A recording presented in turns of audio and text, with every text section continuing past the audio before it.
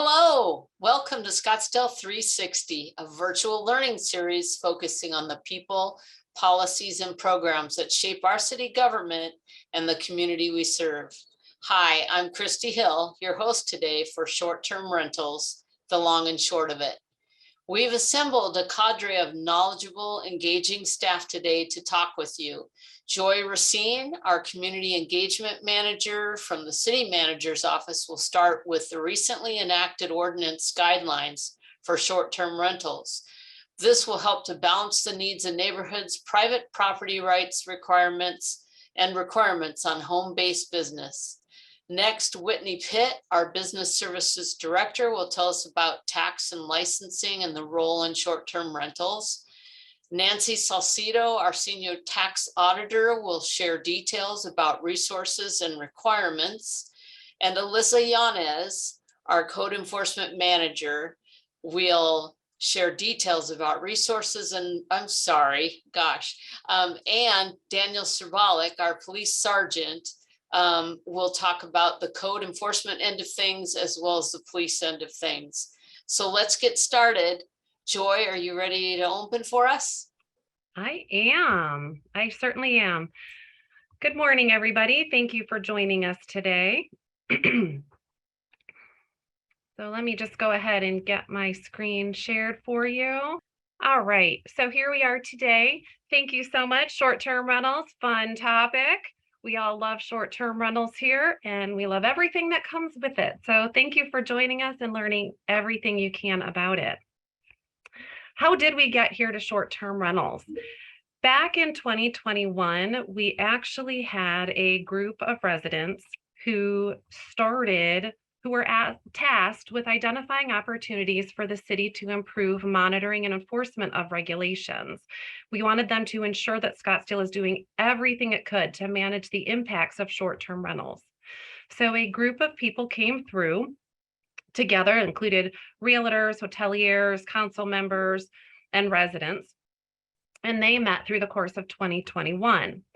And during that time, they were tasked to come up with some recommendations. What is it that the city could do to help mitigate this impact that was coming in? So this group came up with these 7 recommendations. And I'm going to go through these recommendations overall in just a second. And actually, a lot of it is going to really go into detail with our speakers that Christy alluded to earlier. But these were the 7 that we had talked about from that group. Once approved by council, a city group came together to determine how are we now going to implement all of this? How are we going to make it happen? How are we going to help our residents and mitigate this impact? So these were the 7 that we were tasked to work on. The panel members that you're going to hear from today, they are part of that working group, and we meet regularly, a couple of times a month, to go over everything. So with that, as Christy mentioned, we do have some new ordinances that went into place. They were approved in October of 2022, and as of January 8th, that was the deadline that you needed to go through them. Through our Alyssa, Whitney, Sergeant Servalik, when they go ahead and speak, they're going to talk about the specifics of those ordinances and what the enforcement is and what actions are taking place. So they'll delve into that a little bit more, but there are some new ordinances that gone into place. So my question for you is, how do you stay abreast of everything that is going on? How do you ensure that we're addressing these 7 and that we continue to address them? So one of the things that we can do is we do have a website, and I'm going to switch my screens here. So we go over to Scottsdale AZ, type in rentals, and then that will bring us to your page. On this page, this is what I was talking about, your property owners. For all of our property owners, it tells you what are the requirements, how to apply, how to get the permits, not only what we need, but what the county and the state is requiring as well. We also have, these are the good neighbor guides that I was referring to now that you can see them. There are 2 there. So we have one for our visitors that should go in there, but we also have one for the owners that also talks all about that information. So those can be downloaded, printed out. They're also on the webpage. We also know that we do have some areas where we do need to register a complaint, unfortunately. That information is here. So we do give information as to what some of those ordinances are. We have a short-term rental hotline, 312-RENT. We also have an email address, or you can click here and it'll take you to our Scottsdale Easy page where you can report that link as well. The next section talks about that working group and what they did, the history behind it, and that's what I was talking about earlier. You can also see some educational pieces. This was our previous Scottsdale 360 class, and then once this class is done and recorded, we will upload it with the more original information. And then we also have a list of facts and FAQs in general as well. On this page, what I do want to bring your attention to is my question earlier. How do you stay abreast of everything that's going on? Under the short-term working group, we have the quarterly report. And if you click on that report, that will go through those 7 key items that the working group had come up with. It will tell you everything that you need to know as to what has been done, what we are planning to do. And I'm not going to go through this today just for time, but I wanted to draw your attention to a couple of things. So what you'll see is you'll see the information about the quarterly report. You'll see each of those 7 recommendations. We actually broke it down even further into 9, but you'll see them there. You'll see a lot of our stats. And if you hover our stats, you will also see some additional context for that. It also gives information as to what we've done and what we are planning to do. And you can scroll through the quarterly report and look at each one. So here's recommendation 2 regarding working with industry regarding the emergency contacts. Number 3, this talks about our technology. How can we get that compliance and what we are working to do to identify the properties that are out there. Recommendation 4 was referring to the revenues and how much revenue we collect and what this all means for us. What is that impact? Number 5 was the evaluation of the ordinances and how can we strengthen them? How can we close loopholes? So it talks about that. Numbers 6, 7, and 8 are kind of combined. They are all regarding the information for the residents in the neighborhoods. And so again, you can see the video, you can see how are we helping our residents, what calls have come in, how are we improving that education? And then finally, the last one, how are we advocating for changes with our state law? So this quarterly report will keep you abreast of everything that's going on. The one that's currently on our website was for 3rd quarter, and soon we will have the one ending in December. We're working on that now, and that one will be updated. So that is the long and the short of it in a nutshell. With that, I am going to stop sharing my screen and I'm going to pass it over to Whitney Pitt, and she will go into a little bit more detail about tax and licensing and their role. Whitney, over to you. Hello. Hi, I am Whitney Pitt. Everyone can see me. Awesome. I am going to share my screen and go over the licensing portion of short-term rentals. And again, if you have questions with this at all, please put it in the Q&A. And when I am done, I will definitely try to answer all of them and make sure that any questions you guys have can get answered today for you as possible.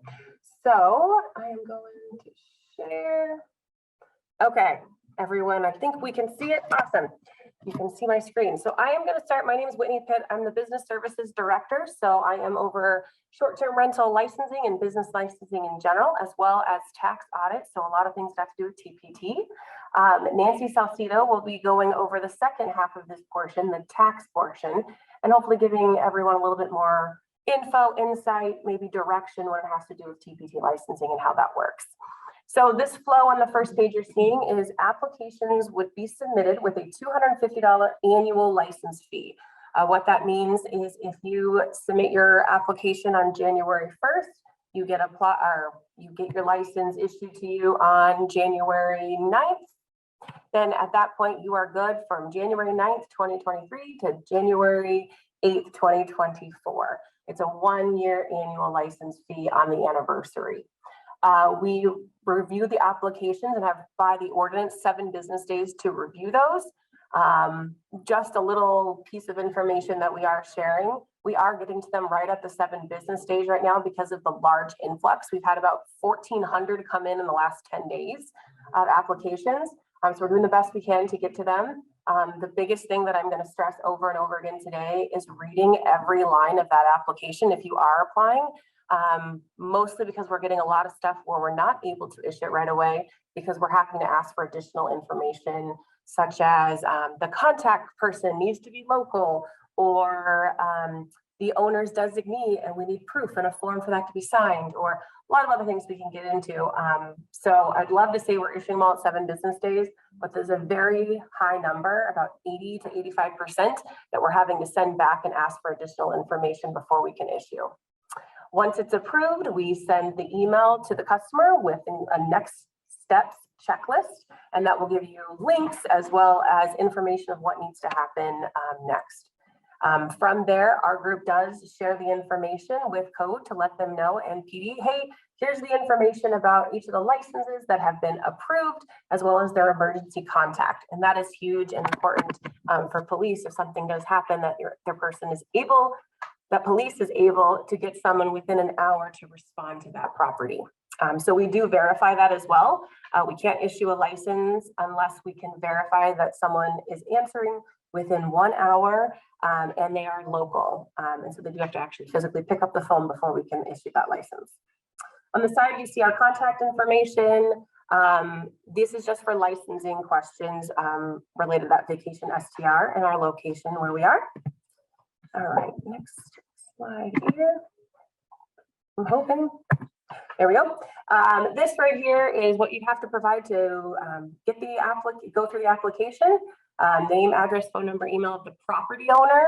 We do get a lot of people that are doing that, but putting themselves, if they're the property manager, not owner, we do need that owner to match what it says in Maricopa County records. We need the address of the short-term rental, the proof of TPT license, and that's the portion that Nancy will go over a little bit more in just a few minutes. Your local emergency contact, and an acknowledgement to comply with all applicable laws and ordinances. And basically, that's us reminding you, take a peek at Ordinance 4566. It is on that short-term rental website that Joy showed you guys, and it's got a really clean copy for you to go through anything in there and basically acknowledge that you're going to comply. So you pay that license fee, and then it comes into our queue. The only ways that we deny it here in licensing is failure to pay, which 99.9% can't happen because you can't submit until you pay. Everything is fully online. You can't come into the office and pay. You can't mail it in either to pay or to apply.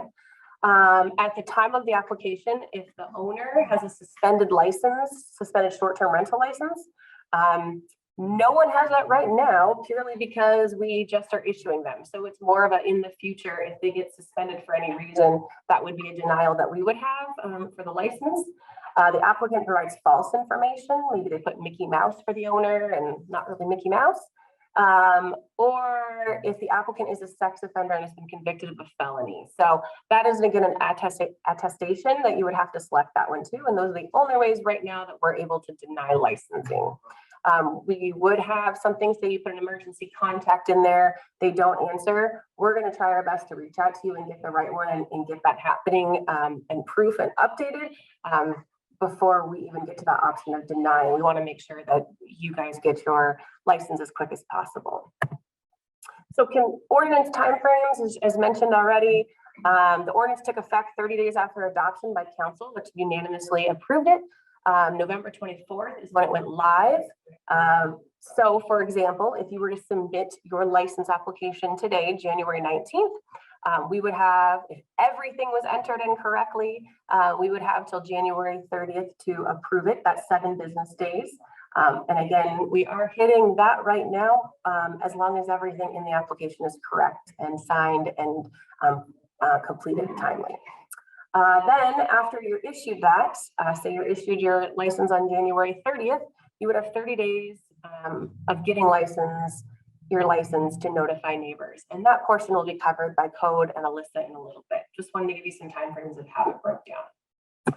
And with that, I'm going to move over to TPT, where Nancy, who is our expert, will do the best in going over some of this with you.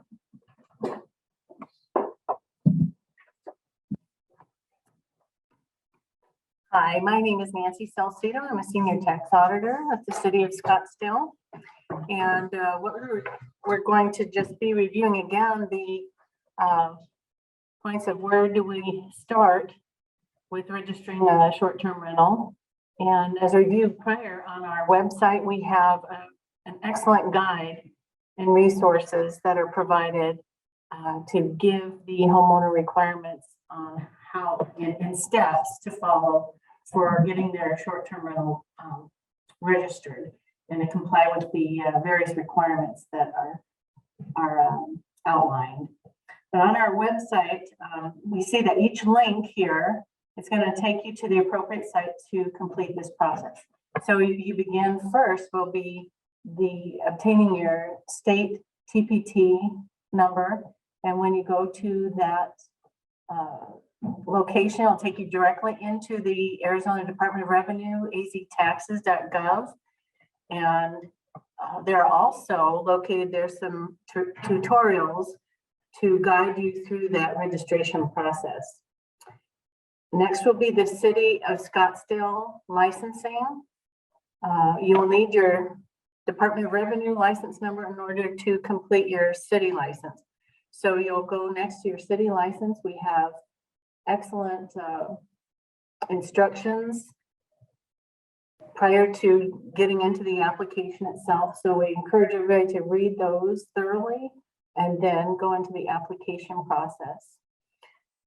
And finally, we have a link for the Maricopa County. And once you go to the county website, you'll go to forms at the top of the page and then select residential rental property registration. And that will guide you through registering your short-term rental with the county. Just to keep in mind, any owner of residential properties may not offer for rent or rent a lodging accommodation without first obtaining a current TPT license and a City of Scottsdale license. And this is true whether or not you as the owner offers the accommodation through an online marketplace, lodging marketplace, or if you provide these accommodations on your own. So let's go ahead and look at now the filing requirements. Reporting of taxes.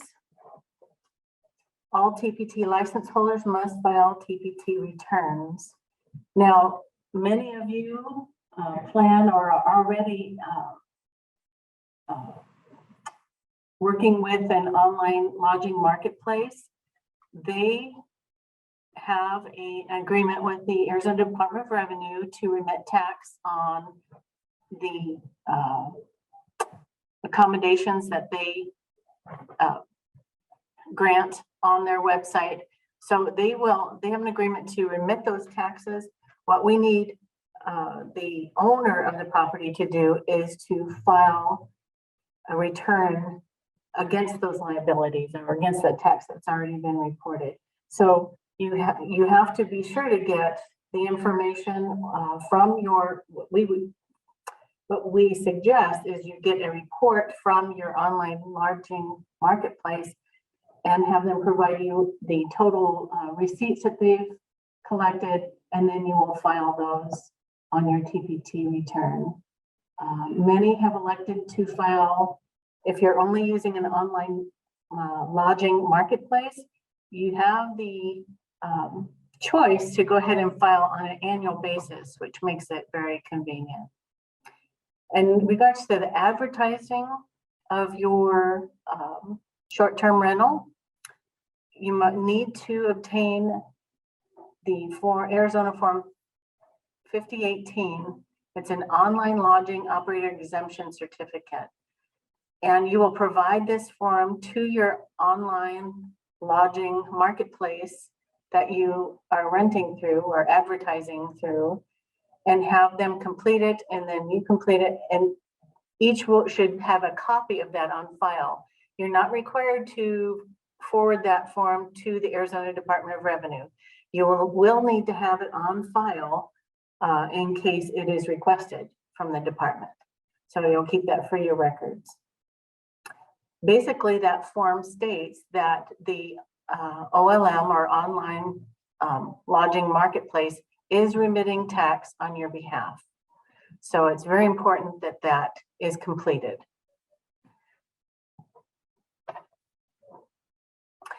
You will want to note too that as far as the advertising, you will need to have your City of Scottsdale license displaying on that advertisement. So we want to be sure once you obtain your City of Scottsdale license, please update your advertisement. So is just a really quick summary, our steps for short-term rentals, the licensing. You need to first get licensed and registered, and that includes the state, city, and county. Then update your advertisement with your City of Scottsdale license number. Complete any necessary forms with your online lodging marketplace, and then make a note, whether it be for the following year, to file your TPT returns on time. You'll be assigned by the department a filing frequency, so you want to be sure and adhere to that. Now here we have provided a list of references for both the Arizona Department of Revenue and for the city. They're extremely helpful. We encourage everyone to look into these websites, get familiar with the requirements, and it'll make it much easier in the transition and application process. We also have provided contact phone numbers and email addresses for any questions you may have in regards to working with an online lodging marketplace or your licensing and the whole process of getting registered with the department. So at this time, I will go ahead and turn it over to our next speaker. All right, we'll end it here. Thanks, guys. Hi, everyone. So my name is Alyssa Yanez, and I am the Code Enforcement Manager. I'm pulling up my presentation right now. All right. So again, my name is Alyssa Yanez. I am the Code Enforcement Manager. So Sergeant Serbalik and I are going to be presenting. He's here in the room with me. I'll start and we'll talk about code enforcement, and then he will join right after to discuss the police department. All right, so our first slide. So code enforcement, what I wanted to highlight here is that our efforts are supporting Scottsdale short-term rental strategy.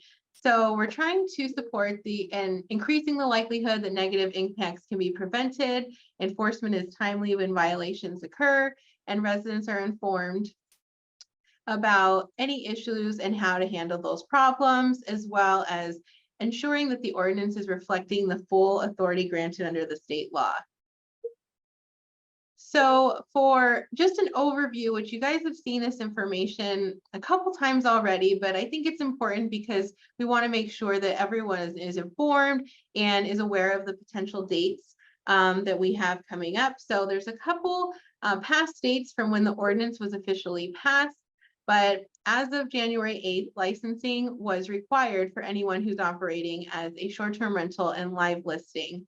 There is one more requirement that's up and coming, which is for pool barrier requirements, and that is for May 23rd of this year. And then one thing I just wanted to point out is that this section is within Chapter 18, which is a section of the code that code enforcement has most of their ordinances in.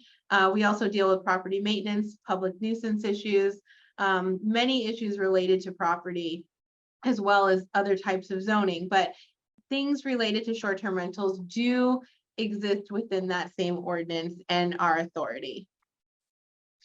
So if you're a property owner who's operating as a short-term rental, or you're an operator of a short-term rental, here's some steps that we believe are important for you to follow from our perspective.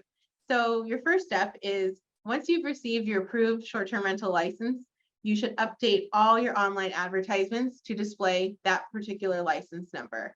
It's incredibly important. It's required by ordinance, and we want to make sure that that information is in a place on your listing that it can be referenced. It's also important because it's something that when our inspectors are doing any type of online searching, they want to be able to find that information quickly so they can enter it into the case. So want to eliminate any potential issues for that immediately. Step 2 is to complete the online neighborhood or neighbor notification and liability insurance compliance attestation form. That's a lot, it's a mouthful there, but that particular form is very easy to use. It's pretty intuitive, and it just goes step by step on the different items that you need to complete. The next slide will show you a little bit more. We'll talk a little bit more about that, but then we'll also show you where you can access it. So step 3 is registering your property with Maricopa County Assessor as a rental. This is important because regardless of being a short-term rental or long-term rental, if you're renting your property, you would need to be required, or you would be required to register with the county. And then step 4 is making sure you generate a short-term rental notice, which is going to be displayed inside the front door and primary door to the backyard, or a conspicuous location near the door. So this just talks a little bit more about what the neighbor notification is requiring. So before you are offering your property for rent, you should be notifying all single-family residential properties adjacent to and directly and diagonally across the street from you, which just does include alleys. So that's an important item when you're filling out the neighbor notification form online, so that you know exactly who needs to receive that information. If it were a rental that was in a multifamily residential building, you would notify all units on the same floor. And just some other items to remember is that on that form, you want to make sure that you're noting the addresses of the properties that you contacted, as well as the method. So your options are by mail, by email, or some electronic method, or in person. And on the form, it'll allow you to note that. And in addition to that, it won't let you progress if you don't have your vacation rental license number, which is cross-referenced with the database that the tax and license group works out of. So that's just an important thing to know. So if you apply, you can't complete this form. You would want to have your approved license number. So for the form, it's on the city website. So a lot of us refer everyone back to the city website because it's a wealth of resources, and it's intended to be helpful so that you know exactly what you need to do related to your property. So for the website, step 3 is where you can click the form. This is complete neighborhood notification or neighbor notification and liability insurance compliance attestation. And then also, because it's on the website, I wanted to reference the requirement of posting notice. So to the right of your screen, you're going to see what the notice will look like. And we have a link there that will allow you to generate it on your own with the information that's provided for your particular property, and then you can use that. So in addition to the licensing requirements, the neighbor notification, uploading insurance information if it applies to you, there's other things that you would need to make sure you're aware of if you're operating as a STR owner or even an operator property manager. So you want to make sure that any trash or garbage is being placed out in public view and really in the receptacles of that property. We want to be conscious of our neighbors, and this is something that, regardless of being a short-term rental or not, you would want to make sure you're adhering to. As well as ensuring trash containers are not placed for collection before 6 p.m. Pretty standard if you live in the city already. It's standard solid waste guidelines. Also ensuring that the rental has working smoke alarms and making sure those are maintained, as well as displaying a floor plan of the property for emergency preparedness. So our office has been receiving some questions of where can I get this floor plan? So we don't have floor plans for properties, but if you go to the Maricopa County Assessor's website, there is an outline of your property on their website. And what you could do is you could use that image, draw in the lines, and then you could use that as your potential floor plan for your property. So just an easy way to have something to use. Also, there's an expectation to clean property between stays and ensure bi-monthly pest control treatments are completed. Some other items is prohibiting non-residential use of the property. So what we're looking for here is any type of corporate events, large scale properties, anything that would be typically seen on a commercial property. We would not want to see those at a single family. Those ones I think require a little bit more details as far as what we need to investigate, but that's something we're also looking for. And then earlier I referenced the pool barrier requirement. So that's another section of this ordinance that's required, and it's effective May 23rd. I'll talk a little bit more about the pool barrier requirement in just a bit. And then compliance with all laws. So as I talked about, the short-term rental ordinance is within chapter 18, which is where code enforcement does the majority of their property maintenance work. There's other sections of the city code that you still need to be in compliance with. So this is a lot of text about pool barrier requirements. But what I would suggest is take a screenshot and have it as a reference point for you to use in the future. I'm not going to go through all the text because I think as a short-term rental property owner or an operator, it's very important that you review this text and make sure you have an understanding of it so you can make sure that you're in compliance on your property. The best area that I can reference you to is at the very bottom of this slide. It says a website, which is the International Code Council. And that's where national building codes, electric codes, property maintenance codes will exist. And we as a city have adopted the building code as well as the International Swimming Pool and Spa Code. You won't be able to print it, but you will be able to review it. And one thing I think that's important about that particular code is it allows you, it's easy to read and it allows you to gain an understanding depending on what your circumstances are. So for example, what we've heard recently is, can I have an alarm as one of my methods to provide protection around a pool? Because I'm using my house as one of the structures as a barrier. So my windows, my doors, those kinds of things. So what we have found is there's other components that you need to make sure that you're in compliance with, such as making sure that the doors are self-closing and self-latching. You would also be able to have those audible alarms, but you can't have one or the other. But what I would recommend is, like I said, because the code is easy to read, is just gain a good understanding for yourself so that you know how you can assess your particular property. So we're going to transition to what code enforcement's process looks like as a whole. And if you were a complainant, what that looks like for us.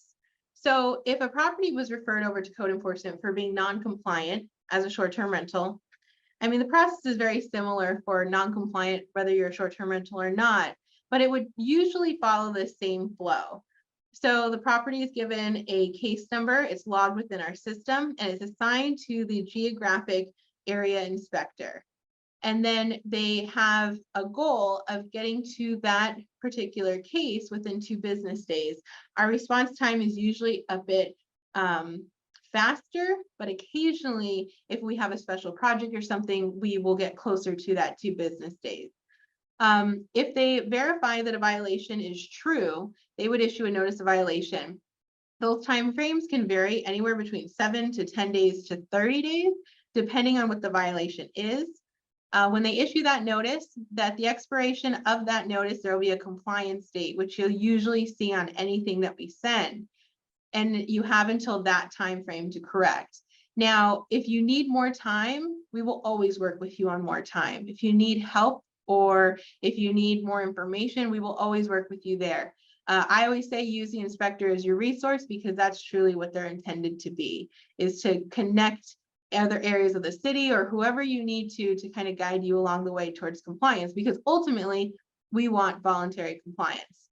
We don't want to get to the next step, which is if things are not corrected, we have administrative, civil citations, or even criminal citations that could be pursued. Ideally, we want everyone to come into compliance because ultimately it benefits the whole neighborhood, and you're a more educated person from having that experience as well. So what has code enforcement done so far? So we have over 2,700 properties operating as short-term rentals that have been identified and cases initiated as of last week. I know that there's a lot of properties out there and a lot of other issues that could potentially be happening, but I just want everyone to know that we are still actively researching and addressing anything related to unlicensed short-term rentals and those properties. So we don't stop at 2,700. That's just where our first enforcement push started, but we'll continue to make sure that we can bring everyone in compliance as quickly as possible. So if you do know of a short-term rental operating within your community and there's a concern that they're unlicensed, what I would suggest is going to the website, checking to see what their status is. You could also go to the code enforcement website and check My Neighborhood and see if there's the My Neighborhood map that will show if they're licensed or if there's a case, code enforcement case or not. So you have all of those resources that you can use.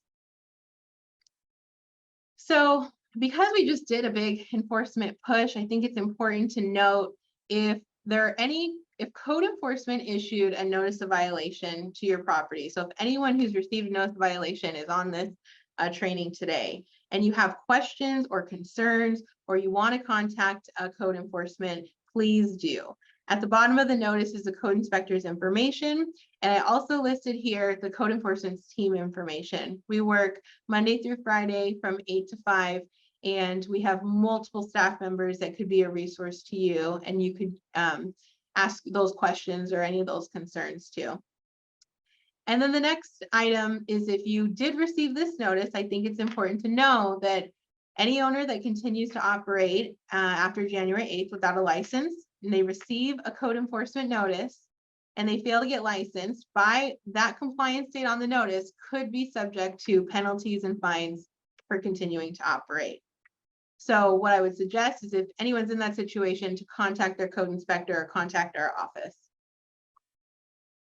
And then some examples. I'm not going to go through all of them, but just any types of issues that you're seeing in your community, you're more than welcome to reach out to us about. Even if it's questions or concerns, you're just not sure, please call us and we will talk through those with you. The one thing that we ask is that you provide as much detail as possible. The more information, the better. It just helps our inspectors in their investigation. And then lastly, I want to leave this here because I wanted to share the information to contact code enforcement, whether it's by phone, by email, online, or in person. Please reach out and you can ask us any questions you have related to the work that we do. So now I'm going to turn it over to Sergeant Dan Serbalik, and he's going to talk to you about the police department.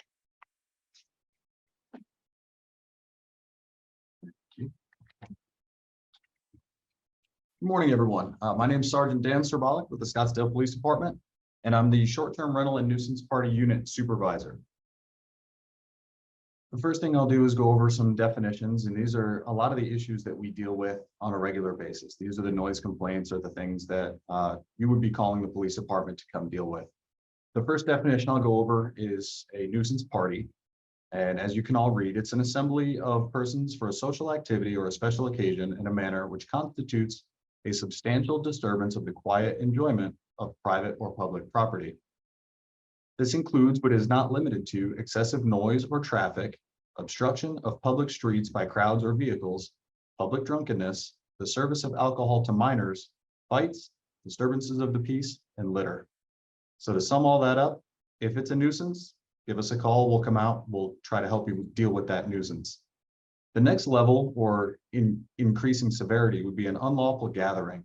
And an unlawful gathering, to sum that up, would be the nuisance party that we just talked about, but then you add in some criminal elements to include alcohol consumed by minors, drug possessions, or any other crimes that could be occurring. Excessive noise is the #1 complaint that we as a police department deal with related to short-term rentals or properties throughout the city. And we're happy to respond to these calls. We just like to share the definition of excessive noise so that everybody knows what they can and can't expect the police department to assist with. So basically, excessive noise is noise that's caused by a party or unruly gathering, or it could be music, or it could be a birthday party. Really, it's just noise that disturbs the peace or quiet of a residence or neighborhood from the perspective of a reasonable person of normal sensibilities. So the city of Scottsdale has defined a person of reasonable sensibilities or normal sensibilities with Scottsdale police officers. In addition to the police officers being able to determine whether or not noise is excessive, there is a definition for excessive noise after 10 p.m. and before 9 a.m. And that's over 68 decibels on the A scale or 70 decibels on the C scale. So we do have officers that are equipped with noise meters sporadically throughout the city. Those can be employed, but typically excessive noise is going to be determined by the officers responding to the scene, most often without the use of a noise meter. These are the city ordinances that the officers, both on patrol and officers that work with me on a daily basis, deal with.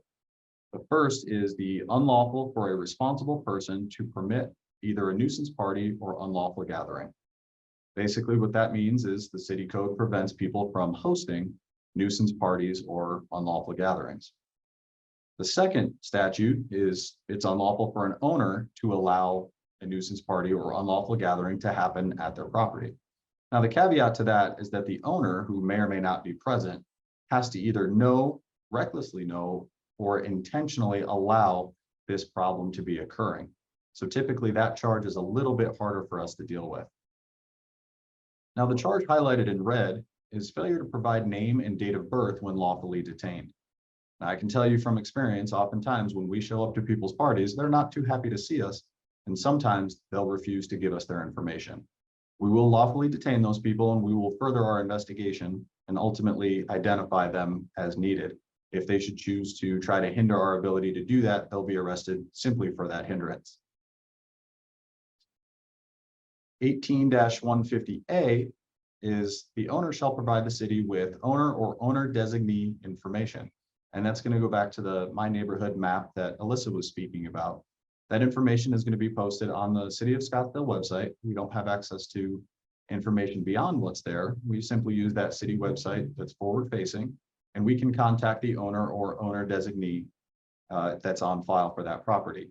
Now, we would follow up and collaborate with our teammates from code enforcement if there is no owner or contact information on the website. 18-150B falls in line very similarly with 150A, and what that's related to is emergency contact information. So every property must have an emergency contact that's available to respond at police request within an hour, 24 hours a day, 7 days a week. And that's something that we deal with very regularly. Oftentimes the owner or property manager will have an emergency contact listed. We can call that emergency contact. They can come out, we can collaborate and solve the problem once and for all.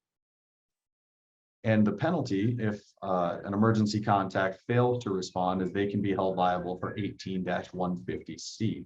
If they fail to respond within an hour or choose to not respond at all, we do have the recourse of issuing them a civil citation.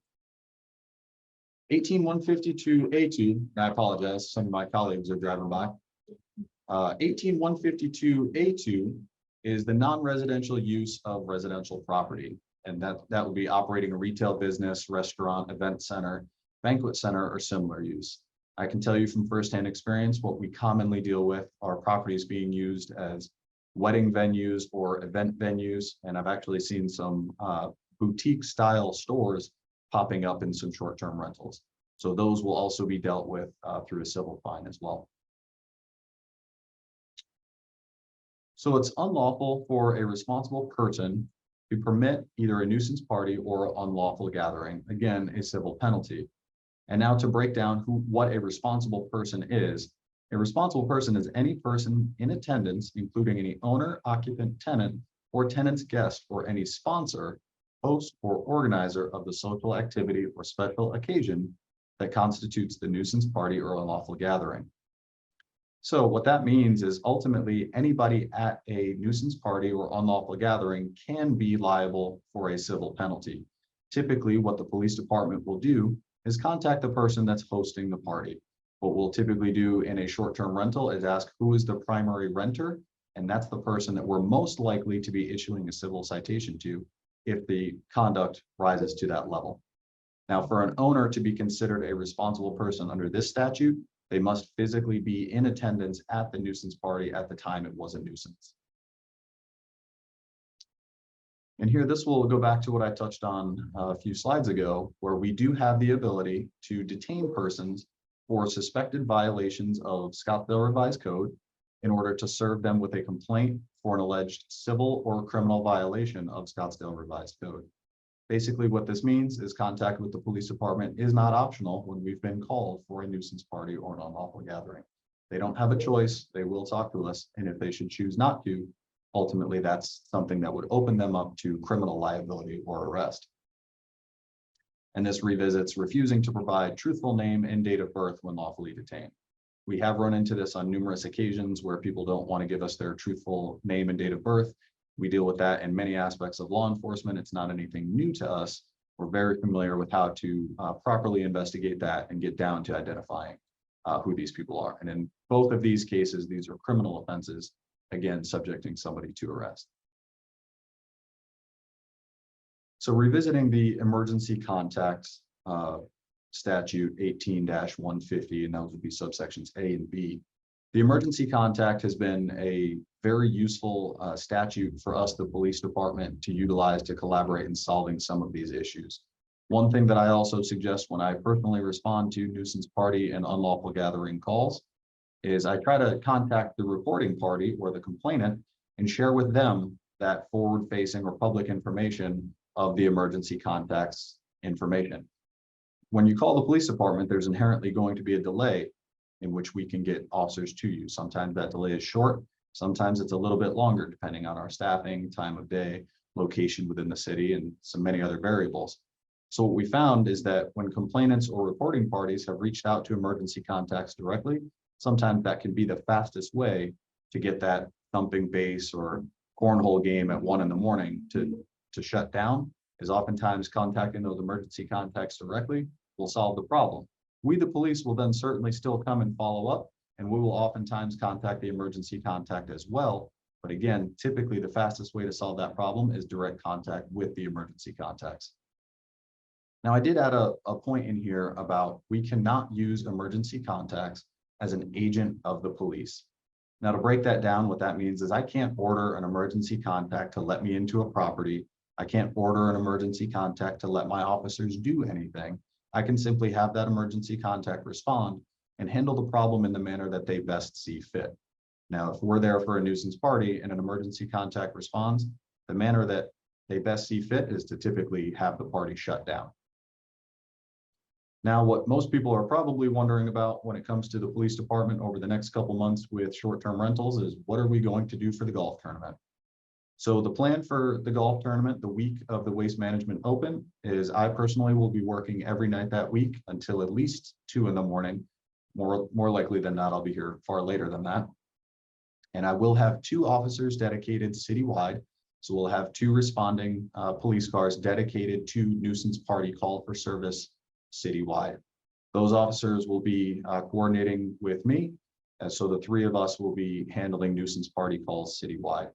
I did want to put in here that we're going to deal with all of these nuisance party calls as a dedicated unit when possible, but understand that 1 large-scale party or 2 large-scale parties may tie me and my officers up for an extended period of time. If that does happen, the contingency, as it has been in the past, is all patrol officers are trained and they are ready to respond to nuisance party calls when they're called upon. We will be taking priority as a dedicated unit, but when we're tied up or unavailable to respond, we will have patrol officers responding to those calls. And prior to the event season, officers will be getting one last updated refresher training, so they're up to date on the most recent requirements of the statutes and the updated ordinances. And then to report a short-term rental violation to the police department or code enforcement, we have the phone numbers listed. The city website, again, as Alyssa said, is a wealth of information, scottsdaleaz.gov. You can type into the search bar short-term rentals, and that will take you directly to the short-term rental page. And if you have any other issues, you can get on the city website and search report a problem. And that's all we have from the police department. Thank you. Thank you for sharing. That's great. You guys, all of our presenters have done a fantastic job today, and we appreciate that. Before y'all leave, our viewers, the people that are registered in the class, we have a few more things for you. If we go to Q&A, we have one question that we have left to be answered live, and I believe Alyssa Yanez intends to do that. Alyssa, what is the appropriate procedure to report a short-term rental that is hosting well in excess of the 6 adults per property per the ordinance? What is the penalty for a violation of this specific ordinance? So let me pull up the question. So the appropriate procedure would be to contact our office, which is the code enforcement office. If that is the only violation that's occurring, what we are going to ask for is evidence of that. Not necessarily just the listing that it shows that it's being advertised for more than the 6 adults and their related dependent children. So if you have any documentation such as videos or photos, we would want to gather any of that so that it would help with our investigation. The biggest issues that we're finding with those is that we need to look at what's happening at that property and the frequency that it's happening. Is there any patterns? Is there, let's say, for example, Friday or Saturday night, they're having bachelorette parties there every night, and they're in excess of 20 plus people. Are we seeing that this is happening during the week? What kind of activity is taking place? Anything as far as details that can help us to address it, we will take that in and we will investigate it. Currently, right now, my group everyone has the ability within the code enforcement group to enforce short-term rental violations, but we're trying to keep it dedicated to one particular person.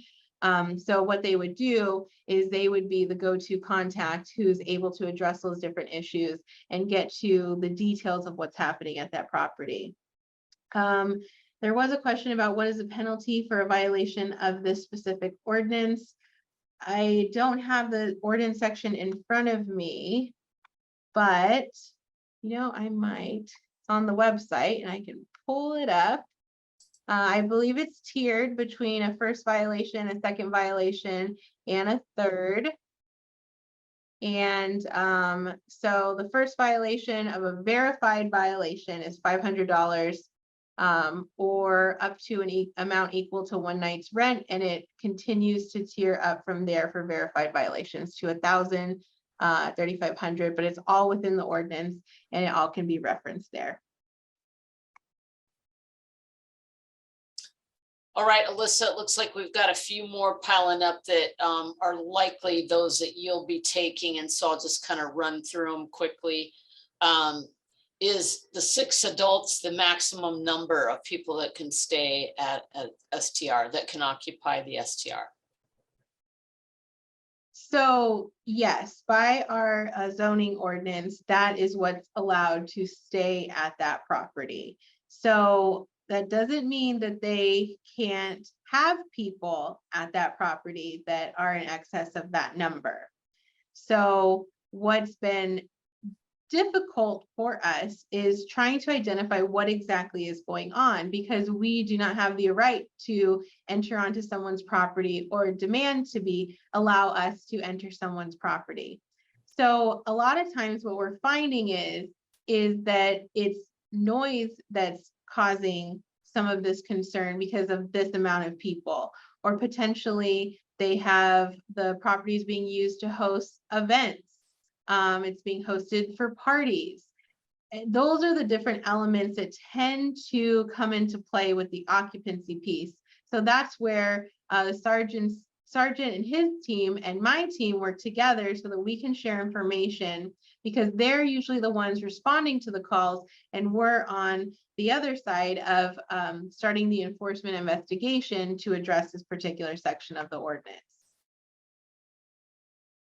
Thanks, Alyssa. And we also have somebody asking why wouldn't the listing suffice to be enough proof for the city? So if the listing has more than 6, why wouldn't that be enough?